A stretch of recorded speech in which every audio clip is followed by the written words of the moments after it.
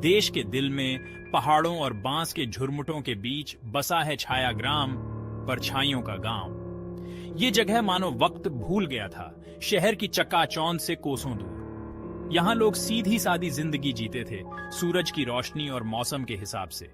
लेकिन जैसे ही सूरज डूबता, गांव में एक अजीब सा डर छा जाता। छायाग्राम की रात इंसानों के लिए नहीं थी। कहते हैं अंधेरा छाते ही परछाइयां जिंदा हो जाती थीं, नाचती थीं, पेच खाती थीं और तो और डरावने रूप धारण कर लेती थीं। गांव वाले सदियों पुराने डर से जकड़े अपने घरों में बंद हो जाते, सुबह की पहली किरण तक बाहर निकलने की हिम्मत नहीं करते। अजीब बात ये थी कि इस खौफनाक डर की वजह कोई नहीं जानता था। छायाग्राम रहस्य में डूबा रहा। इसके राज सिर्फ यहाँ के लोगों को पता थे, जो पीढ़ी दर पीढ़ी एक डरावनी लोरी की तरह चले आ रहे थे। छायाग्राम नाम सुनते ही जिसने भी इसे कहने की जुर्रत की, उसकी रूह कांप उठती।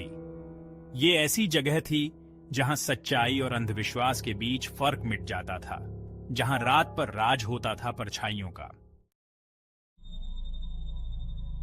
अजय एक युवा पत्रकार, जिसे एक अच्छी कहानी की तलाश थी, छायाग्राम की कहानी लोक कथाओं के शोध के दौरान मिली।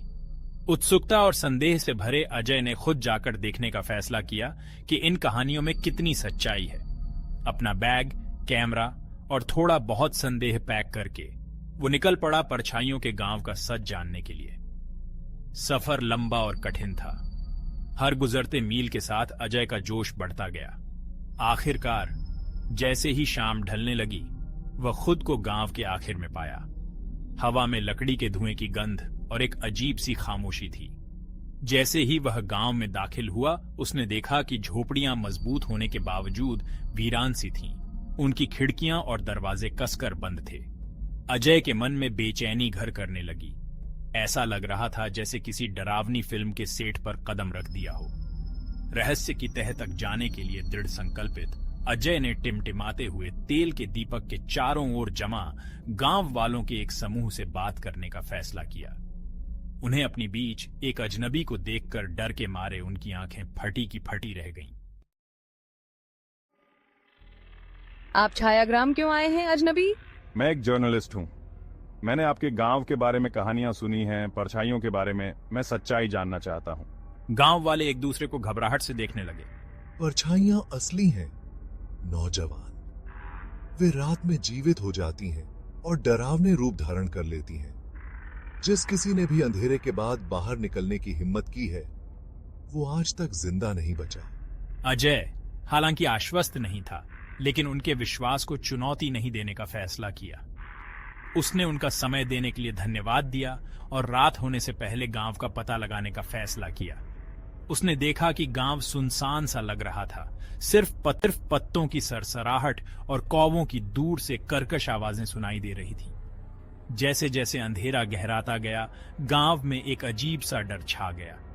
अजय महसूस कर सकता था कि उसके रोंगटे खड़े हो रहे हैं।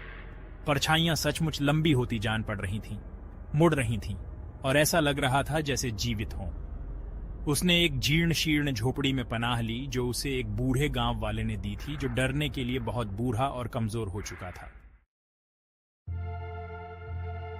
चौथा भाग, गांव के बुजुर्ग की कहानी। बूढ़ा आदमी चटकती हुई आग के पास दुबका हुआ अजय को छायाग्राम की कहानी सुनाने को तैयार हो गया। उसकी आवाज हालांकि कमजोर थी, लेकिन उसमें डर और गम की अनेक पीढ़ियों का बोझ था। बहुत साल पहले हमारे गांव पर एक न्यायप्रिय और दयालु राजा का राज था। लेकिन एक दिन एक काले जादूगर ने राजा की समृद्धि से ईर्ष्या करते हुए हमारी जमीन को श्राप दे दिया। उसने हमें अनंत अंधकार का श्राप दिया। बूढ़े आदमी ने अपनी कांपती हुई आवाज में जारी रखा। एक ऐसा अंधेरा जहां परछाइयों का राज होगा और इंसान डर के साए में जिएंगे। राजा ने अपने लोगों को बचाने के लिए जादूगर का सामना किया।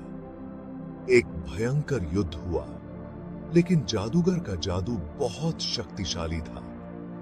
राजा गिर पड़े, घातक रूप से घायल। अपनी मरती हुई सांसों के साथ बूढ़े आदमी ने धीरे से कहा।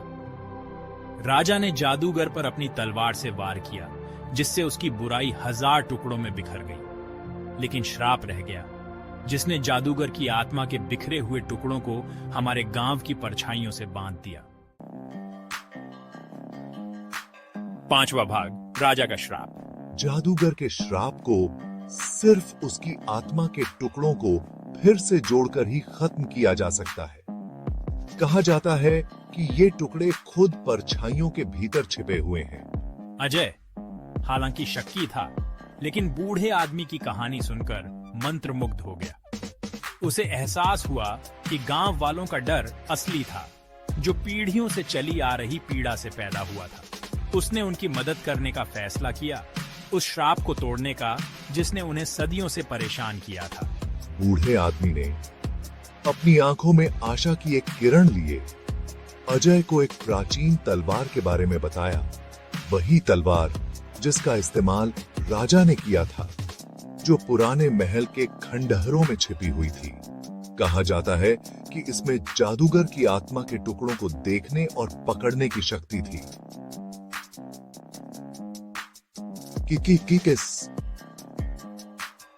इसमें तय की थी। अजय बूढ़े आदमी की कहानी और उद्देश्य की नई भावना के साथ तलवार को खोजने के लिए निकल पड़ा। वह जानता था कि आगे का काम खतरनाक था, लेकिन वह छायाग्राम के गांव वालों की मदद करने के लिए दृढ़ था। वह परछाइयों का सामना करेगा और श्राप को तोड़ेगा, चाहे कुछ भी क्यों